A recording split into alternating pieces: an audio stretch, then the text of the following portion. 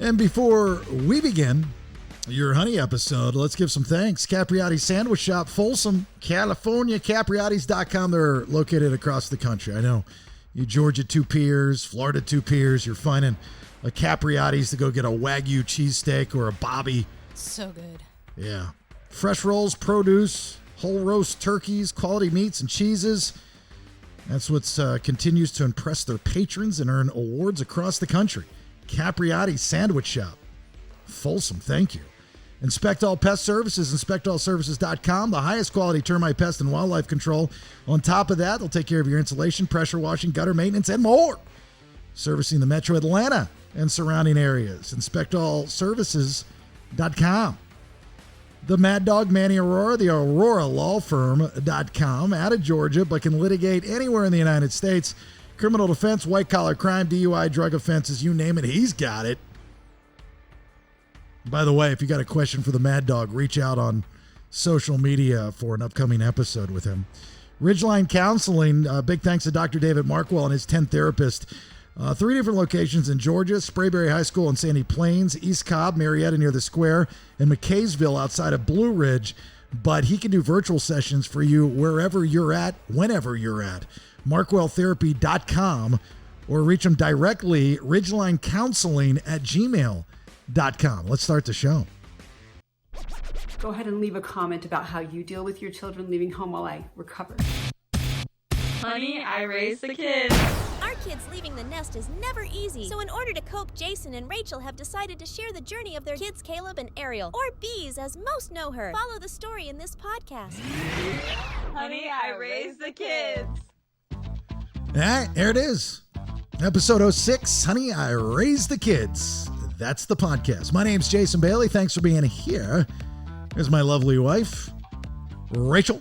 Hey, y'all. Ray J. That's me. And you. Me. And you. Together. Again. Forever. Sitting in a tree. Sorry we missed you last week. Been a little bit of a long week. Yeah. It's been a long year. Yeah.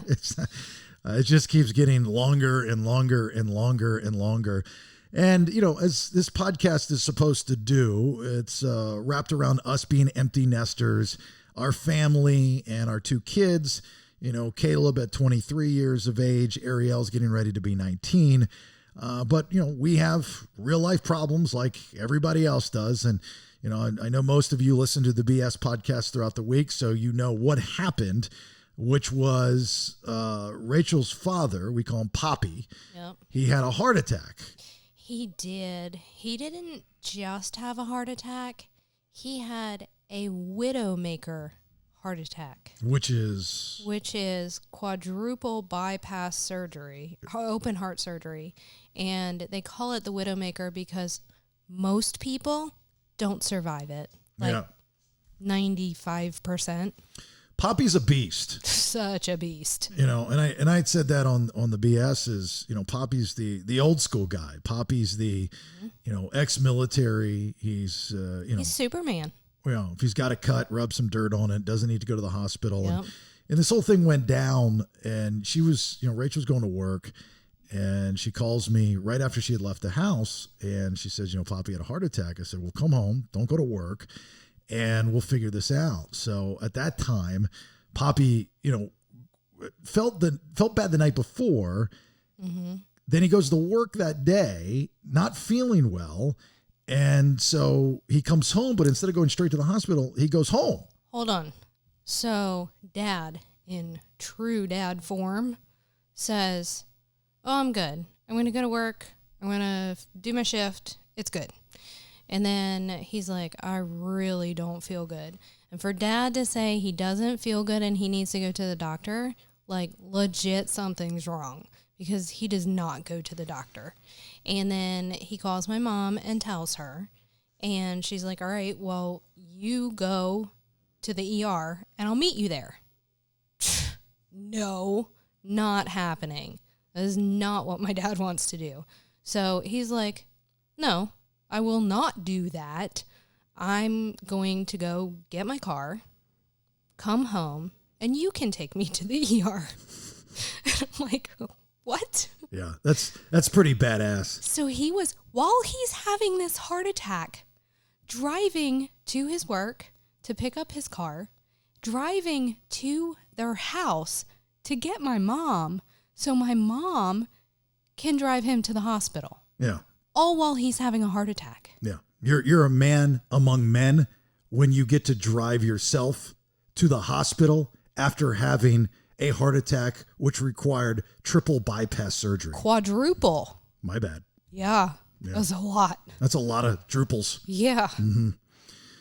So he ends up at the hospital. Doctors say he needs to go into surgery. Yes. Immediate surgery. So they went in initially not knowing, and they went in thinking that they're going to put in a stent, and they can stent if it's like 2 arteries that are blockages, and they can open it up and fix it that way.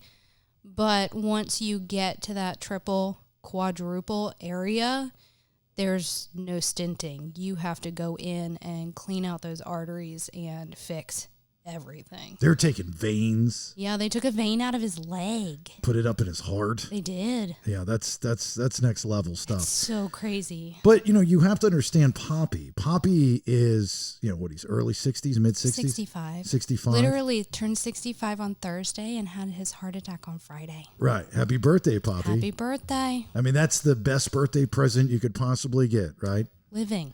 Yeah, well, right. That and getting clean arteries. Yeah. Because the doctor said, you got another 65 years. They did. So what they said was because he's doing so well in his recovery because he's a beast.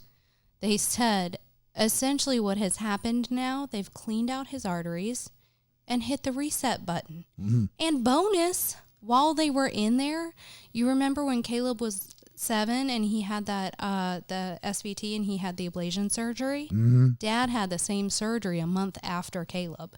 So while they were in there, they redid that surgery. Yeah. You got a lot of heart issues in your family. It's genetic. It's genetic. Totally genetic. So Poppy's, now today doing fine. But going back to the beginning of the story is I've got to put Rach and Ariel on a plane. Yeah. And we got to get them to Orlando. So they get to Orlando. There's no direct flight from Sacramento to Orlando at all. It traveling from Sacramento, California to Orlando, Florida, when your father had a heart attack and you have all this on your mind and there's no direct flight and there's a layover process, it's the equivalent of an explorer trying to find new land and you're on a boat only following the North Star. I didn't want to find new land in Salt Lake City, Utah.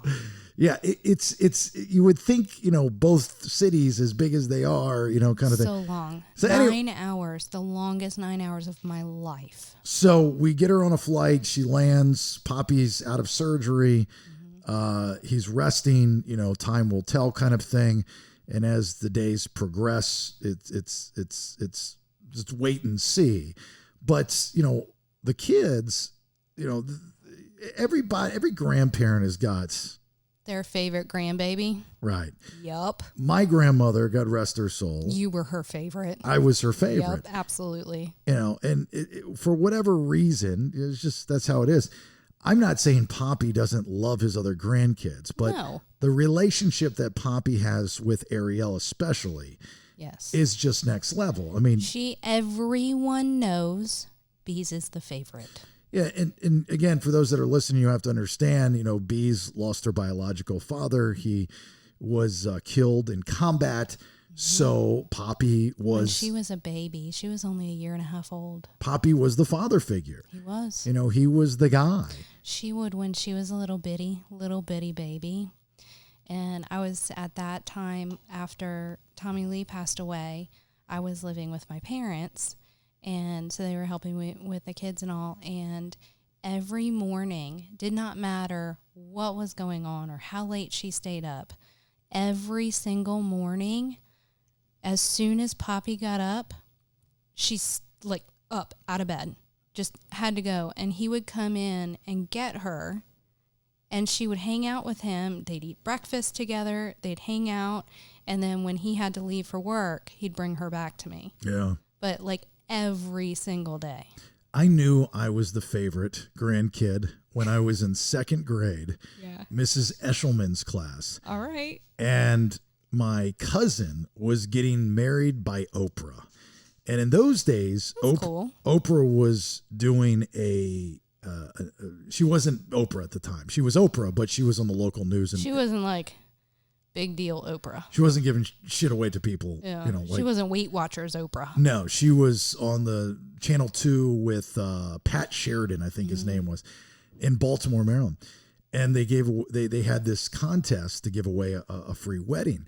And my aunt, who was suffering from cancer, she had just lost her husband, my uncle, to cancer, writes in and wins this on television wedding, which was it was an on television wedding. And so, it was a big deal, like back in the day when, even 10 years ago when you were on the radio. Wait, did you hear me? I won those tickets. It was a big deal. Not so much anymore. Well, then you go back to the 80s when you were on TV. It was a really big deal.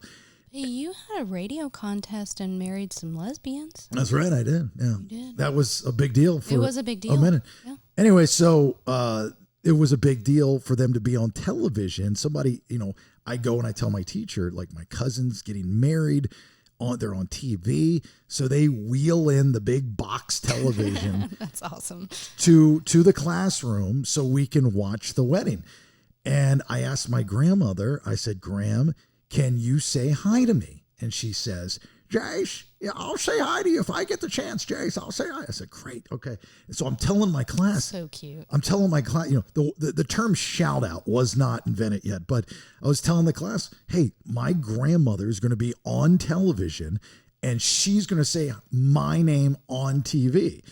And they're like, oh my God, we got to wheel in the TV. So we're watching this. Mrs. Eshelman allowed us to watch this. And at the very end, they go through the wedding party. And they're, who are you? And what is your relationship to the bride, to the groom? Is there anything you want to say? This and this and that. So they finally get to my grandmother. Now, my grandmother was very equivalent to like Barbara Bush.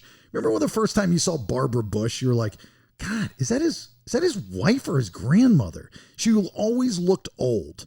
My grandmother always looked the same. She always had white, at least to me, she always had white hair. She had these big glasses and she had these beady eyes and she always had this certain facial expression. That was Gram. Gram was my rock. I always, those that know me know how close I was with my grandmother. So we're sitting there watching this on TV. And then they get to the bridal party and they go down the line, and they get to my grandmother. And my grandmother's got that Gram look where she's got the big glasses, the beady eyes, the white curly hair, the pearls. And they ask, who are you? Hi, I'm Evelyn Gerland. I'm the bride's grandmother. I'm like, okay, is there anything you want to say? You want to say hi to? And she goes, well, hi, Jace. Hi, Jace. And she starts waving at the camera. I don't care about the wedding party. I just need to talk to my grandbaby. She's hi, Jace. Hi. The classroom goes wild. The classroom goes wild. But what it did was it just signified that you're the favorite. I'm the favorite. Oh, yeah. But also the line in the sand was drawn. Yep. The rest of the kids were furious. Of course. And from then on, still to this day. I know. It's a thing. Doesn't matter. It's a thing. I know. It's a thing still to this day. So the only thing that man needed to do was see that princess's face. As we walked in the door and we got off the flight, my sister picked us up and at the freaking crack of dawn and took us directly to the well, hold on. We had to stop at Wawa first because we had like 30 minutes before they were going to open the doors and let us into the hospital. So I was like, Wawa. Yeah. So we stopped to Wawa first and I got some couple things so Mom could have some snacks at the hospital and all. And then we go to the hospital and we walk in the door. And to see the way his face lit up as soon as he saw her was just like, oh, I'm going to cry. It was incredible. And Caleb, who lives in Orlando, was there quickly. He was. And brought his new fiance. You know what? As he grows into an adult. I'm very impressed with how he handled himself in the situation, because where autism doesn't always give us the correct emotions. And Autism. Oh, yeah, autism. Autism. Yeah. He's got the tism. He does, and it doesn't always give him the correct avenue for or outlet for his emotions, and he doesn't always handle things the best. He tends to kind of freak out. But what he did was he drove to Mom's house and to go and stay with the dogs, and my sister took the boys and her dog over to Mom's house. So Caleb stayed with the boys and the dogs, so Sarah and I could be at the hospital with Dad. Mm-hmm. And because in the ICU, if you're under 14 years of age, you're not allowed to go in. Well, Alec just turned 9, so... Alec is Rachel's sister's youngest son. He's my BFF number 2. Yeah, little guy. Yeah, little baby. Little baby. He's not really baby anymore, but I asked him if I could still call him little baby, and he said yeah. Yeah, you're going to call him little baby. He's going to be 29. I know, and he's still going to let me do it. He's going to be a stud, and you're going to call him little baby. Yep. You know, so I'm stuck here in the house taking care of the dogs. I know. And you guys are there with Poppy, and, you know, we're all sweating bullets thinking about what's going to happen. And, you know, one of the thoughts, you know, based off of the idea of this podcast and why we're doing it is, you know, becoming empty nesters, and the kids, you know, our first priority is the kids, of course. Now, granted, we're moving. Most of you know we're moving. I haven't said where we're moving to yet. We are. But we're moving. And when Cruising on out. Ariel gets to the University of Alabama in the fall, Roll Tide. Caleb's, you know, still, you know, outskirts of Orlando. We'll be empty nesters. It's so weird. My thought was not so much Caleb because he was so close to Poppy, but when Bees goes off to school and God forbid something happens. I mean, because look, the probability of something happening again is pretty good, right? It's going to happen. I don't know. The doctor said no. I'm not talking about with Poppy. I'm just talking okay. about in general. All right. Because what we didn't mention was great-grandma. Oh, my God. So great mom. Great mom, which is his father, Poppy's mother. Yes. So my grandmother, my dad's mom, we got a call last night that she too is now in the hospital for the same thing. Right. Same thing. She had a heart attack, and she only, thank God, only has 2 blockages, but she's 84 and I mean, is also a beast. She survived colon cancer, has been in remission for like 30 years. Killer. And she had a heart attack, and they are not putting in a stent currently because she's stable, and the risk, because she's so much older, is much higher. So she's going to hang out in the hospital for a few days. Yeah. And we'll see what they decide to do. Yeah. So the wrangle, you know, this was a thing, like to wrangle everybody up. Yeah. Now, when Bees goes off to school, again, Caleb will be fine because he's set and he's nearby, you know, the grandparents. But depending on wherever we decide to go, which we do know where we're going to go, but I'm just saying Bees won't be with us. She's still going to be young, entering the world and how to handle things. That's like another job that I didn't think about when becoming an empty nester. It's not so much always about money and hanging stuff on the wall and being there emotionally and, you know, God forbid you've got to get in the car, get on a flight and get there immediately just because they're going through something or what have you. I didn't even think about something like this happening and either getting them to wherever they need to be or you getting to them in order to give them the support. You know, in my mind, I'm thinking, oh, we'll see him at Thanksgiving. We'll see him at Christmas. There's nothing that's going to happen in between. And I guess I'm just basing this off of, when I was in college. Nothing happened when I was in college. I mean, nothing. Zero. Like there was That's nothing. a good thing. Right. I mean, I mean, I could have graduated in 3.5 years. Maybe I stayed 4.5 years. Like nothing. I mean, I take that back. Everything that happened was within reach.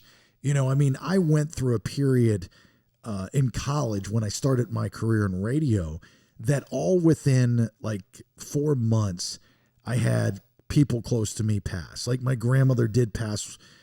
She passed. No, actually, I take that back. She passed after I graduated because she was at my graduation party. Yeah. Yeah, you have a picture of her with you at graduation. Right. So actually, all that happened after college. I had my second stepfather pass. I had my dog pass. I had Graham pass. I had 2 of my friends die. It's too much. Yeah. And that was right after I graduated. Yeah. So none of that happened when I was in school. But I was never one of those people that needed somebody, I guess, you know, either through breakups. You do, even though you don't think you do. Well, at the time I didn't. I mean, whether I needed it or not, at the time but at the time I didn't because I didn't really have anybody. Oh, okay. You know what I'm saying? So there wasn't anybody to reach out to. I guess I could say. So with Bees, she's definitely going to reach out. Oh, for sure. And it's going to be interesting for the next 3 years while she's at the University of Alabama is how we set barriers. You know, like at what point do we go to her?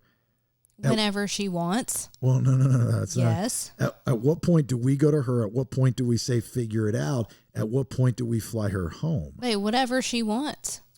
No, I think there's, I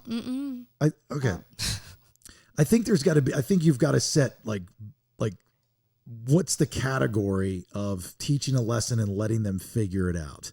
You know, a bad breakup. You know, if she goes through a bad breakup, which we'll talk about in the next episode because she just did. But, you know, you've got to kind of go through those growing pains of being lonely and a little depressed and upset. Sure, but if she says that she needs me, where do you think I'm going to be? Well, yeah, but when do you draw the line? Wait, you have to tell me honestly, if Bees called you and said, I need you to be here for me, like right now, because I'm having a really hard time, I'm sad or whatever it may be, you wouldn't be there? That's what I'm asking is. I know you would. Yeah, I don't know. I mean, like we would have to talk about it. I mean, we can't just drop everything every time and be there when she's having a bad day. Yeah, I will. I think it's good for me. Well, no, it's not good. It's definitely not good for you and it's not good for her.